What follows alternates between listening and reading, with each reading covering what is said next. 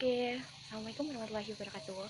Perkenalkan, nama aku Yolanda Septiani dari D3 Teknik Geomatika UGM 2017. Oke, di video kali ini aku akan masih tahu ke kalian gimana sih cara negara lain juga untuk penanggulangan dari kasus corona ini. Gimana?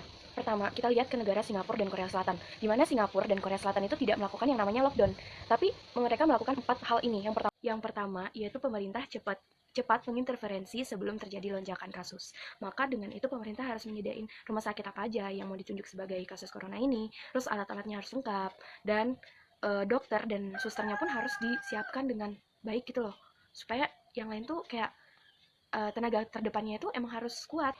Yang kedua, mengadakan penampisan massal secara cepat. Jadi, apa gunanya dilakukan hal itu?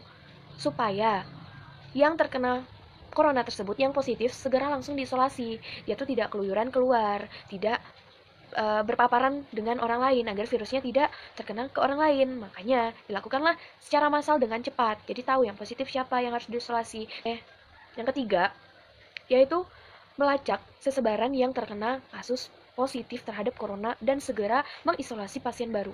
Jadi di sana disediakanlah suatu teknologi berbasiskan ponsel masing-masing. Kan ponsel kita memiliki yang namanya GPS. Dengan GPS kita mengetahui data seseorang dia berada di sini. Dia telah dilakukan yang namanya tes massal. Juga tahu siapa yang positif, siapa yang negatif.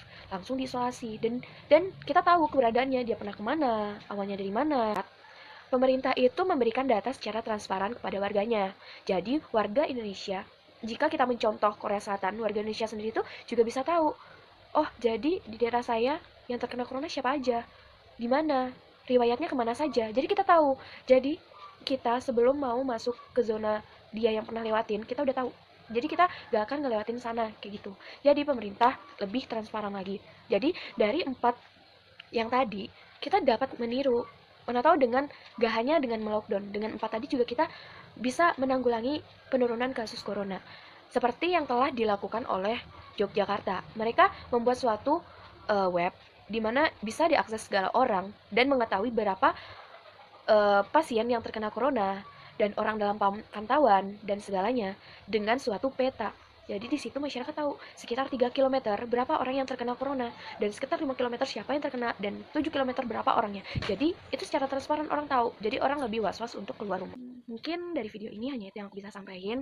Kalau ada salah kata atau salah ucapan aku mohon maaf dan terlebih terkurang aku mohon maaf ya teman-teman. Aku sudahin ya. Assalamualaikum warahmatullahi wabarakatuh. Dadah.